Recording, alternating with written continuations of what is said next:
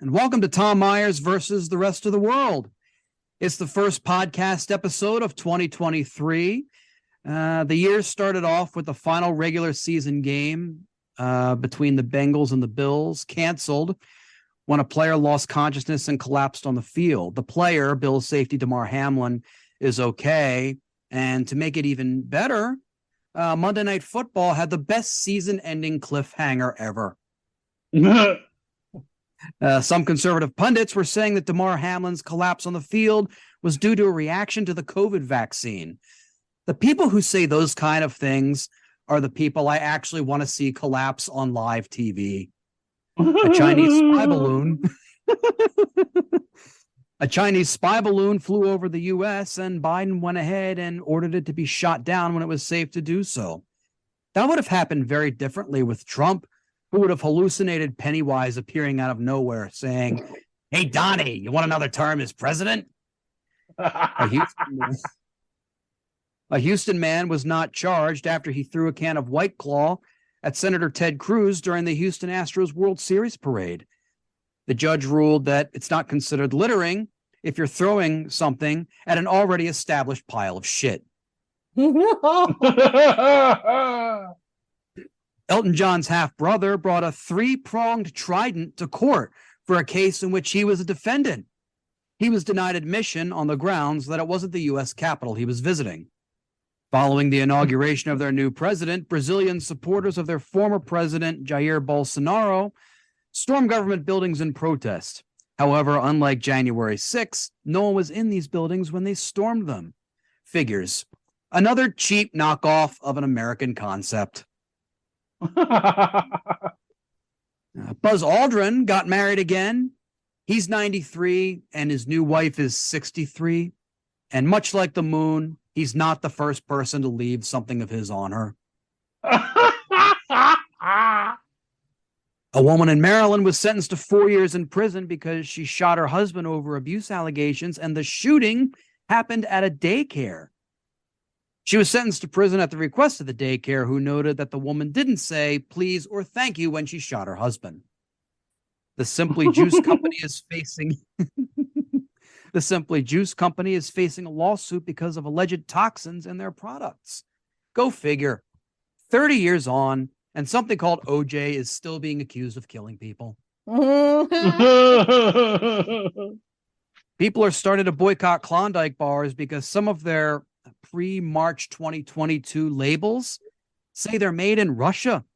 They're no longer made in Russia, but that alone should bring us back those commercials. What would I do for a Klondike bar? Well, I wouldn't invade a sovereign nation or commit genocide. And on that note, on with the show. Please join me in welcoming Abby Mello, Ward Morrow, Davine Kerr, and Joshua Postel. Hey. What's up? Everybody, welcome back to our spring session, as it were. How's everyone doing this week? It's spring already? We're getting feels there. like it. It feels like it. Well, in Maryland, it's been unseasonably warm. Like it feels like half the state left something on. Like I'm afraid to go outside because like the whole state just might explode. We're getting light snow on the very next day.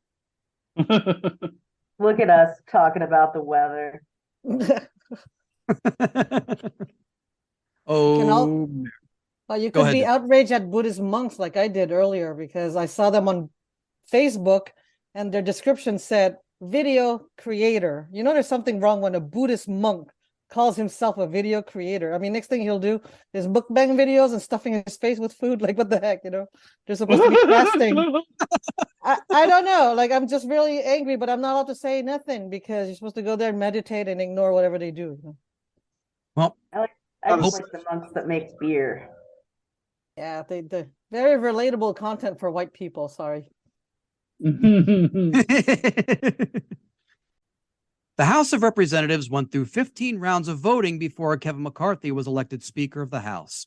The voting broke records set before the Civil War, which just proves that when conservatives say they want to make this country great, they mean they want to take it back to the days when women were second-class citizens and slavery was legal. I knew it was going to be bad when the number of votes exceeded the number of cycles my clothes need when my dryer is on the fritz. There were so many votes for Speaker of the House that they needed a total of 3 CVS receipts to record all the vote totals. With the various votes for Speaker candidates, the Republicans are putting themselves out as the big tent party, except now that tent is on fire. The most sought-after Republican member of Congress may be Ronnie Jackson of Texas, who, as the former White House physician, has the position most House Republicans view as envious, as someone who has seen Donald Trump naked. So, did we all catch this marathon of House Speaker votes? I mean, wasn't that exciting? Wasn't that democracy in action? Isn't that what the great American public voted for? I think downing an entire bottle of Ipecac and just waiting for it to kick in would be better than that. I mean, they've become this just dumpster fire of oppression Olympics, don't make fun of Jesus, and how fucked up can Margie Green be? And Speaker McCarthy, considering that's what we're supposed to be talking about, at this point, he is just the epitome of super corrupt Gotham City style horrid politician, because he will do anything for power. You know, I think about what some of my left-wing friends do at protests where like, this is what democracy looks like. I feel like Putin is doing that with this, you know, and you see the Republicans all acting crazy. I don't know. I feel like Kevin McCarthy, though, will go down in history. I don't know whether he'll go down as the patron saint of losers or whether he's going to go down as a Jeopardy question, like, who lost the most times for Speaker? Kevin McCarthy. I mean, I just don't, as someone who just turned 40, I don't trust someone older than me who has hair that good. It can't be that natural. I'm sorry. It's just, I'm shaming someone older than me, but you know, with my increasing age, I'm not going to get a chance to do that often. So I'm going to keep at it. Actually, Tom, it's okay because now that you're 40, you are in that same protected class. So you can make fun of boomers all you want now. Kevin McCarthy said the Speaker votes show that Republicans know how to govern. That's like the captain of the Titanic running into the iceberg and claiming that he now knows how to steer the ship. McCarthy sounds like he has his nuts cut off so he can have them reattached and have them cut off again on a regular basis. In this clip, Kevin McCarthy addresses reporters in a press gaggle following one of the failed Speaker votes. Go right ahead. Leader, are you going to stay in the race, Leader McCarthy? You're not Yes, dropping off. I'm not going anywhere. Are you sick? No, I just went. Can I trade places with you? We did have an intense conference, and it's intense for a purpose. We have worked for a long time. I've been leader for 4 years. I came into this position and we had less than 200 members. We are now sitting in the majority. We put forth to the American public a commitment to America. There's times we're going to have to argue with our own members if they're looking at for only positions for themselves, not for the country. For the last 2 months, we worked together as a whole conference to develop rules that empower all members. But we're not empowering certain members over others. Last night I was presented the only way to have 218 votes if I provided certain members with certain positions, certain gavels, to take over the church committee, to have certain budgets. And they even came to the position where one, Matt Gaetz, said, I don't care if we go to plurality and we elect Hakeem Jeffries and it hurts the new frontline members not to get reelected. Well, that's not about America, and I will always fight to put the American people first, not a few individuals that want something for themselves. So we may have a battle on the floor, but the battle is for the conference and the country, and that's fine with me. I have the record for the longest speech ever on the floor. I don't have a problem getting a record for the most votes for speaker too. Thank you all. Well, I don't see how a few people, maybe it's 5, maybe it's 20, sit because they want a gavel that they can't earn by the conference of themselves. That would be interesting to me. That's not what the constituents voted him for. I mean, I think he holds the record for probably, looking like he's crying on the inside just after John Boehner. I mean, if we thought Boehner was a wuss, what's this guy look like? This guy, as a member of the LGBTQ community, I'm going to say it. He's what we call a turbo bottom. He's what we call a closeted turbo bottom. He's talking about how he's not going to let Matt Gaetz do stupid things and have undue influence, and then he pretty much lets Matt Gaetz and Margie Green basically ride roughshod over him. I mean, he's so small, he had to prep himself up when he showed up and looked at the guy with the mask and said, "Are you sick?" You know, it's like, ooh, a little bit of bullying will inflate my balls, you know, like. Davine, thank you so much for bringing that up, because I was going to bring that up and it just didn't seem as relevant, but it was like, what a dick. It's like so coy. and what a bizarre insult. Like, Yeah. oh, you want to wear a mask? Oh, I'm gonna not only point it out, but then also say something like making a fart face, like, ew, are you sick? Yeah. Like, after we just went through a goddamn global pandemic. I'm sorry, yeah, that really, so glad you brought that up, because that rubbed me the Never wrong way. seen Like, that. Never seen very- anybody sick. You know, how dare you're sick, you're weak ass man. I mean, anyways. Or like that, where he's in a crowd full of people who don't believe COVID is real, so he probably is wearing a mask to attempt to protect himself from a whole bunch of people who aren't Right. wearing masks. And if he is sick, he's doing the right thing by covering his face in a room full of people. Like, what about that is insult worthy? In these video excerpts, we can see Montana Congressman Matt Rosendale use his Maryland roots to go completely off topic during the nominating process, and then later when he makes a spectacle of himself during the speaker vote. I made a living developing property. And as many of you probably know, it takes a while to take a piece of ground from bare earth to a community. And my mother, God rest her soul, came out to one of my projects. And I had just opened it up, and it had been 2 years since the time I had bought the property. And by the time we went out, I had a nice entrance built, and the streets were built, and the street lights were there, and they were just starting to build homes. And she said, "My goodness, Matthew, you must really, really be pleased to finally see your project coming up out of the ground." And I said, "No, Mom, actually, I'm pleased that everyone else can see it, because I sold it 2 years ago when I first walked out there.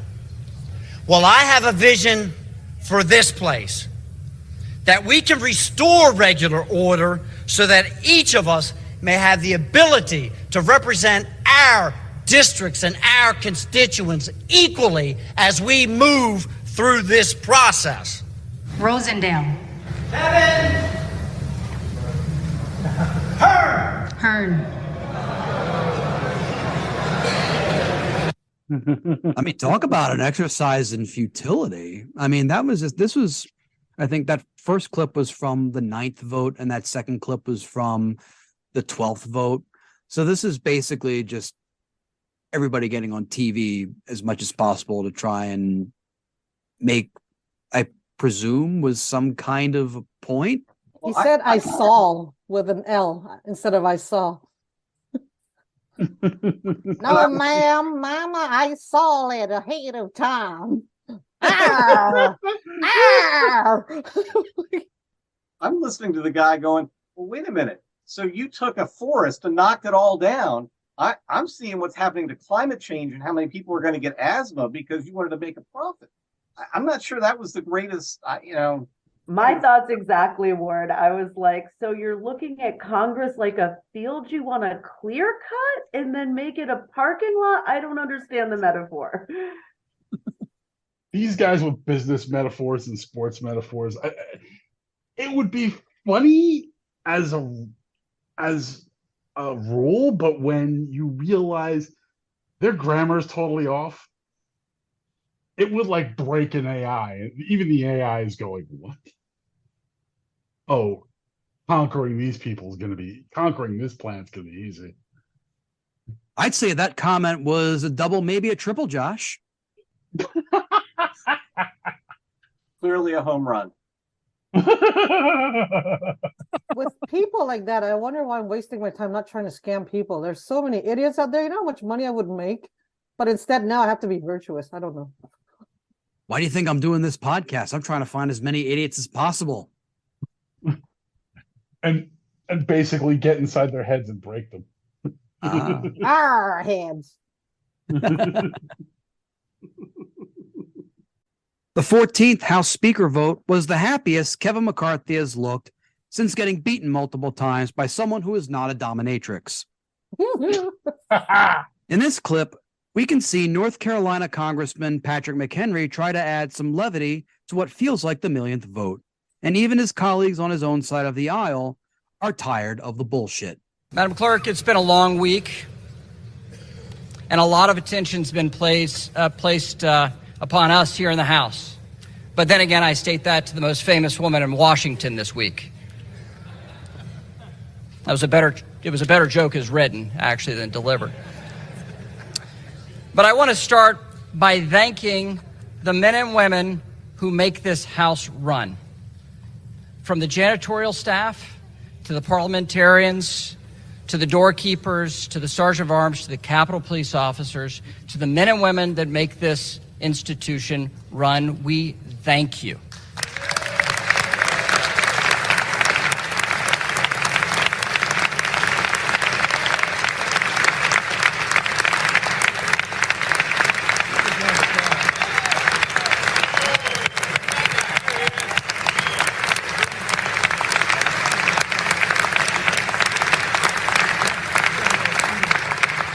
And at this day, and a source of charity, we'd even thank the Capitol Press Corps for sitting on floors. That, too, is actually funnier on the paper than how it delivered. I don't know why you asked me to do this, Kevin. Probably to make Kevin look a little more likable, I think. I mean, that was definitely like 30-second comic on the open mic sign-up sheet energy. That's an insult to the 30-second comic on the open mic energy, dude. I don't know, man. He got a pretty killer applause break there. I think any one of us would have killed for that when we were doing open mic comedy. It's just enough for him to try it all again. So this is a guy whose written stuff is so bad that like he should do more crowd work. You know, these guys are sort of trying to be throwbacks to the old days when they would turn and say, you know, my good friend, the congressperson from so-and-so. Can you see any Democrat turning to Marjorie Taylor Greene and saying, my good friend? Nope. I wouldn't take credit for that. He would say good set to somebody who didn't even go up yet.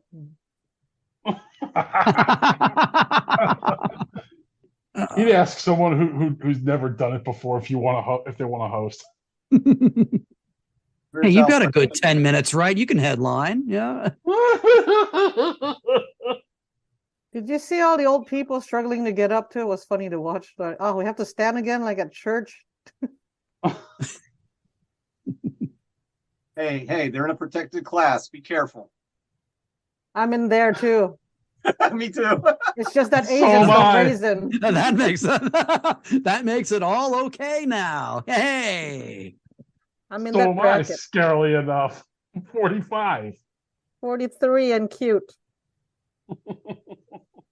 In this clip, Virginia Congressman Bob Good tries hard to outdo Patrick McHenry's even feeble attempt at jokes during the speaker nomination process, only to result in an epic fail. I was out in the southeast balcony here just a few moments ago, looking out at the Supreme Court, looking at the flag flying above this Capitol building, looking at the Jefferson and Madison, both Virginians, by the way, libraries of Congress, and pausing to do what probably most of us recognize we fail too often to do, to take it in, this high privilege, this distinct honor that we have to be the people's representatives from our respective districts in this House, here in this Congress. This is the greatest nation in the history of the world. With all of our imperfections and all of our imperfections as people and as a nation, no nation in the history of the world has freed more people, has rescued more people, has ministered to more people, has evangelized more people than the United States of America. And that would be a good time to respond with some applause. There's a reason why people from all over the world are trying to get into this country.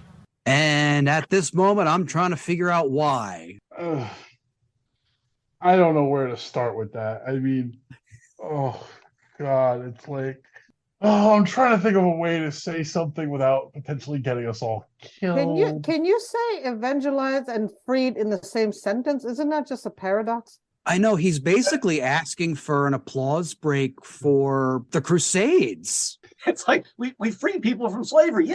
Yay! Yeah, Really? yeah. That's You put that in the first place. You know? Exactly, Davine. Oh my God.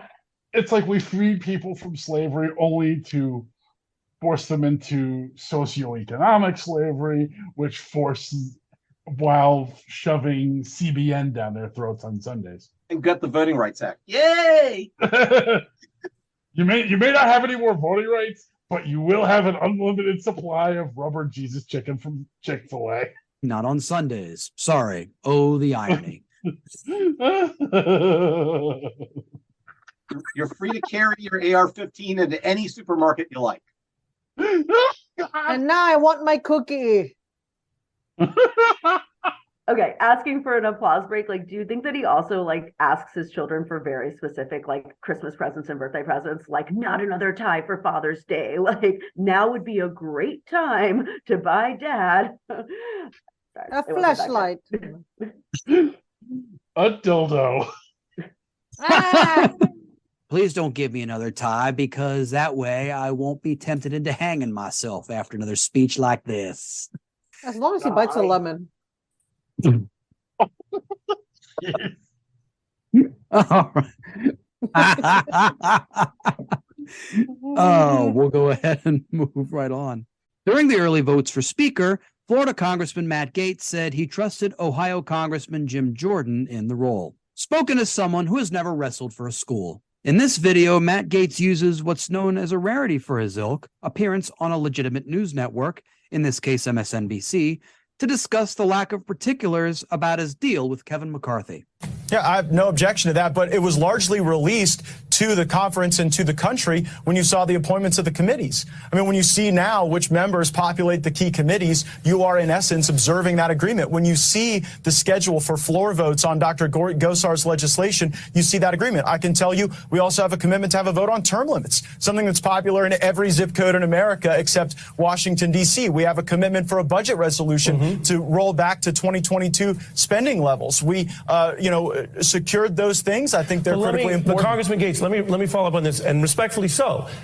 What it sounds like you're saying is some of the ingredients of this are you're saying coming out, and everyone, the public, the voters, your constituents in Florida should take your or the government's word for it. And that's really different than releasing a dated piece of material that explains what are the four corners of what your colleague, Congresswoman Mace, and others have called a secret agreement. Why not have, and you guys were driving this, why not have you and your colleagues who negotiated it just release what was agreed to at the time in writing?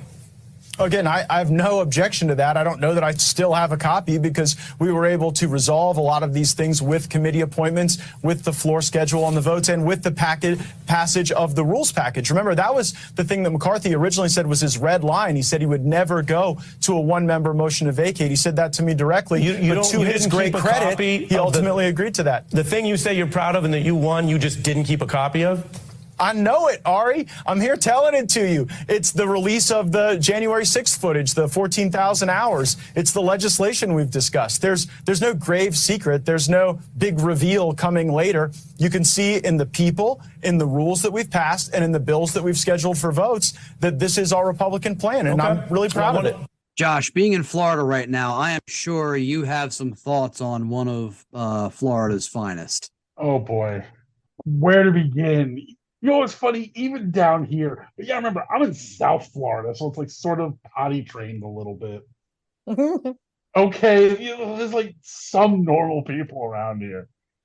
It's like Matt Gaetz is like the walking epitome of every stereotype of a used car salesman. And the Florida man handle on Twitter, embodied in living flesh and bone. There are days when I'm just lost for words with that guy. I'm just trying to figure out, is he Beavis or is he Butthead? He's one of the two. I think it's a horrific scientific experiment, and he's now both. I mean, I'm convinced of that. He's lucky he looks like if Joe McHale and Jim Carrey had a baby together, though. He looks like a plastic surgery experiment gone wrong, like he was thinking about transitioning, but then he ran out of money. He may go down in history as the only politician to show his compromat all over the congressional floor. I mean, pretty much. This guy really should just like hide. I can't imagine he's out there showing his face because it just compounds his errors. I have a feeling at night when you talked about compromat, I think he and a lot of these guys just sit at night alone, masturbating to pictures of Orban and Putin. Hey, don't knock it till you try it. Yeah, I was going to say, what's wrong with that? To sum up, during his first speech after finally being elected Speaker, Kevin McCarthy said, "This chamber is now open for all Americans to visit."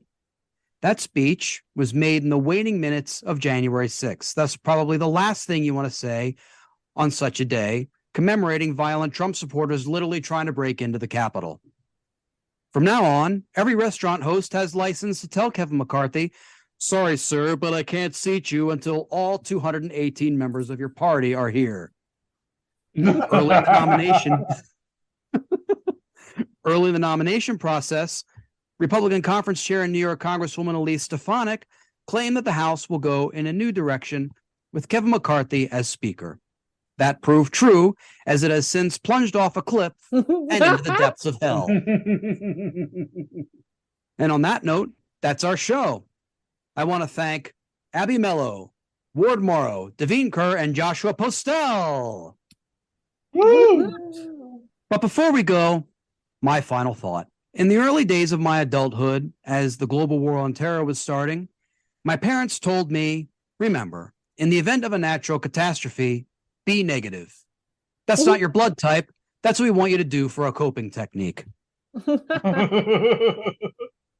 I was saddened to hear of the passing of actor and comedian Richard Belzer.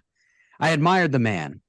He died at age 78, which is impressive when you consider that as a New York and LA comedian, he tended to age quicker than the rest of his fellow man. So when you hear he was 78, in comedian years, he was over 300 years old. I can think of many other comedians who I would rather see die than Richard Belzer.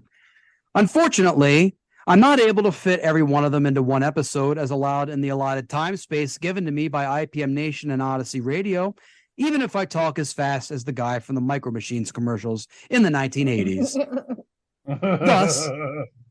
Thus, I finally have a new reason to ask you to subscribe to the Patreon. There is a silver lining.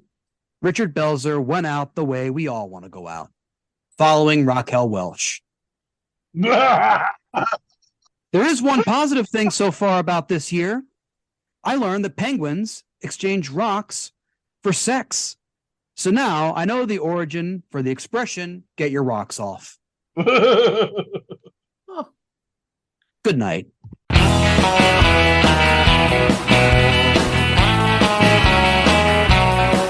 This episode was written and hosted by Tom Myers with panelists Abby Mello, Ward Morrow, Davine Kerr, and Joshua Postel. Theme music, composed and arranged by Jeroen van Hurck. Executive producers, Tom Myers, Matt Connarton for ipmNation, and Eddie Carson for Odyssey Radio. Please leave a 5-star rating and a positive review on Apple Podcasts. And don't forget to subscribe to our podcast's Patreon for extended episodes, bonus clips, and more. Thank you for listening, and please visit tommyers.us.